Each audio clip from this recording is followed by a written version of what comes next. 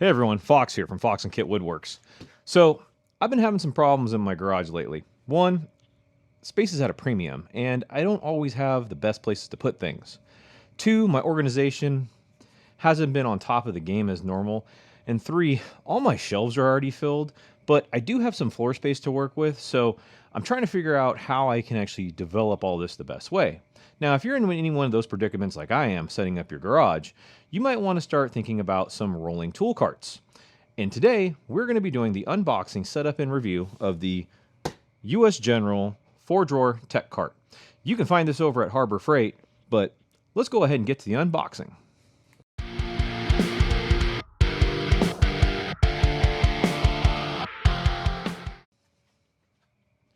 Now, before we actually get into unboxing this thing, what are some of the reasons you might need a rolling tool cart like this? Well, if you do a lot of mechanic work or, auto type stuff, you're probably going to have a bunch of these laying around the house or wanting to get into these because it's going to keep all your tools and stuff organized. But for us woodworkers, we can do the same thing. We can use these drawers to hold all our tape measures, squares, drill bits, tools that we use, same thing as the automakers, right? Or the mechanics out there. We can put all of our crescent wrenches, sockets, all those different things in there. The nice thing is that with these shelves, you can pull them out, you can line them, you can do a bunch of different things with them to keep everything nice and organized. You can label them.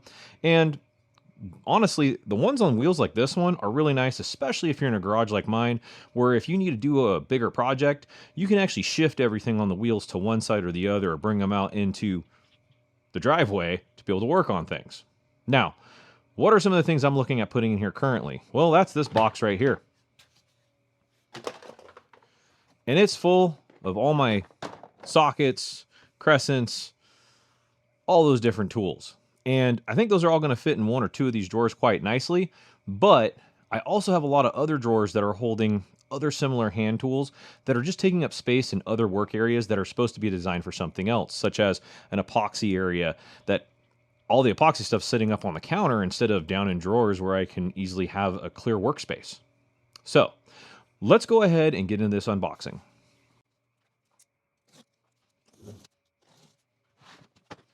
Now, as I pull all these out, I'm just going to talk to you guys a little bit about this. I actually found this one at Harbor Freight, and I went with the Harbor Freight one for a different couple reasons. One, the price point. And like we've talked about, I am a very much budget shop. Buy things used if you can. Get good quality tools that way. And also, we're not breaking the bank, especially if we're starting off new onto this as a weekend DIYer. Next, build quality. I looked at this thing compared to like the Huskies and some of the Cobalts, either at your big box brands, like the orange box or blue box. And quite honestly, it was made out of the same material. Maybe some of the warranties might be different. You could pay for an additional 2-year warranty on this, but for the price I got it for, I don't think it's really that necessary. And comparing it to the other ones I saw at the other stores, it's about the same build quality. In fact, if you go and look up their bigger system, and it's from a little bit different company, it's $329 for their rolling 48-inch tool cart, we'll call it. And if you go look at the exact same one from Cobalt or Husky, they're exactly identical when it comes to the design, shape, features, except for two things: their color, and the one from Home Depot actually has a built-in power strip and magnetic strip. You can buy those cheaper than the $70 that they're upcharging or $100 they're upcharging. So, in the box, we got some metal items. We have some pretty decent packaging. We got foam holding the main cart or pieces in, so we'll just rip those off. All right, and on top, I'll show you as I pull it open, the whole case is actually wrapped in foam. So let's just do this another way.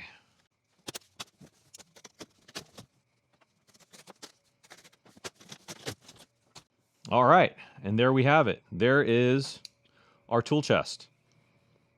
I should say rolling tool chest. Guess I didn't need to rip those pieces off after doing that. Just slide them out. And as you can see, it is quite well packaged.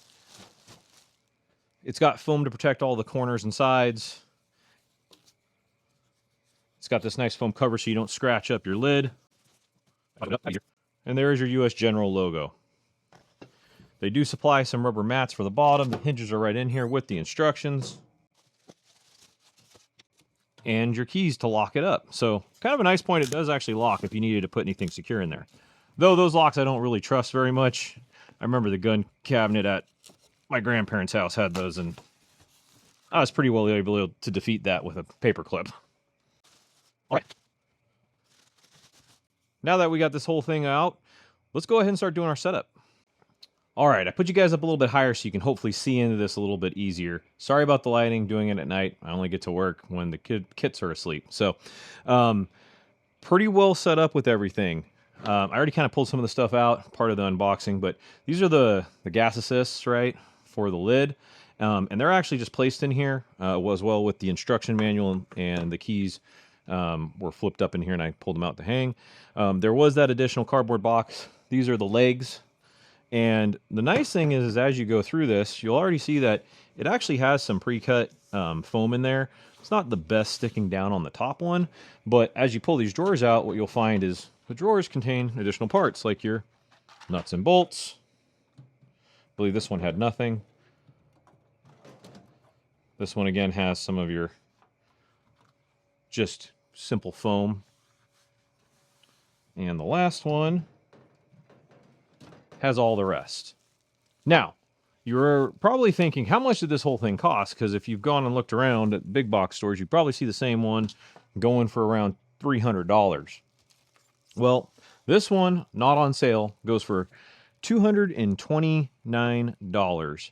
And Harbor Freight was running a $70 off coupon or discount for club members. Now, club members are pretty simple if you don't know what that is. You spend 25 bucks for the year. I think they give you like 25% off your first purchase, the whole ticket item. I can't remember. I did this about a year ago. So it's kind of worth its weight there depending on what you're buying. Basically what I saved got me the membership. But the nice thing about their membership is that they will quite frequently send you coupons for 10, 15, 25% off, but additionally, only Insider Club members pricing. I don't see that with Home Depot. I don't see that with Lowe's. I do get my military discount from them, but I don't see that on other things. So, all right. And just like that, with a little bit of movie magic, it's built. Now, I know I said it was going to be a setup video. Unfortunately, as I was going through the build of this and trying to record it, I realized it was kind of like creating an erector set. And though fun to do, not exactly fun to watch. So, what we're going to do is I'm going to go over some of the tips and tricks that I would go over on building this from what I found out while putting it together. So, here are my tips and tricks. 1.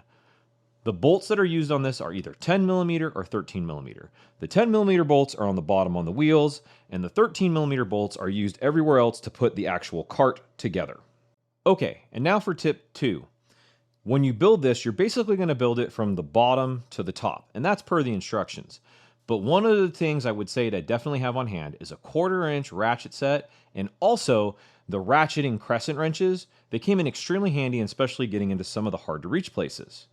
That being said,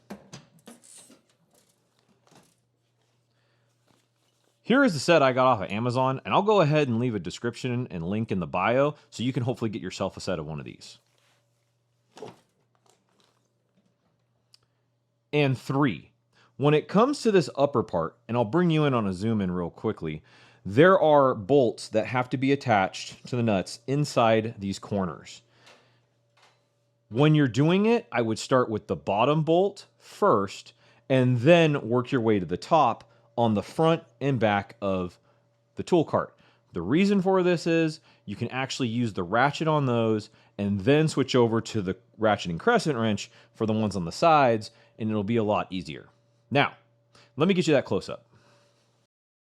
So, as you can see here, you have 4 different bolts, actually 5, including this one for the extension tube, that are going to be lined up in here. If you start like I did and work on these ones first, it's really hard to get your fingers into the back here to get those nuts on. And then you have to come back with your ratchet, which did actually fit for me, but it gets a little bit tight and a little bit difficult. That is why I would highly suggest doing these 2 first in the back, the 2 in the front right over here, and then work on the side ones, here and here. Also, if you have one of the extensions for the back, it'll allow your ratchet to come far enough out so you can actually get more of a turn on it. And 3, my biggest tip for this is make sure you look at the instructions and also the labels on the pieces. There are arrows on this support piece for the verticals that say up. Don't do like I did and put it upside down. It's not going to go together well. You can try to move things around and flip them around. It's just not going to work. I took it apart, had to loosen up the 4 bolts, get them off, flip it around, and put it back on. So make sure you're following those instructions and the labels on the pieces. Outside of that, the setup wasn't too bad. Took me about an hour and a half, 2 hours, but mainly because I was on a live stream and talking to people while doing it, so I was a little distracted. Also, I didn't go over this before, but you have an additional piece you can buy at Harbor Freight for it, and that is this folding side table. Holds about 35 pounds, was only $14, and it's a nice little piece to give you a little bit of work area when you're going from maybe your cart to a table, so you have your most common tools on hand, and then when you're done, put them back in your cart so they're nice and organized. That being said, I'd like to thank you all for following, watching the channel, and if this is your first time, please go ahead, hit that like, subscribe, and notification button, and follow us along on our journey to 750 subscribers.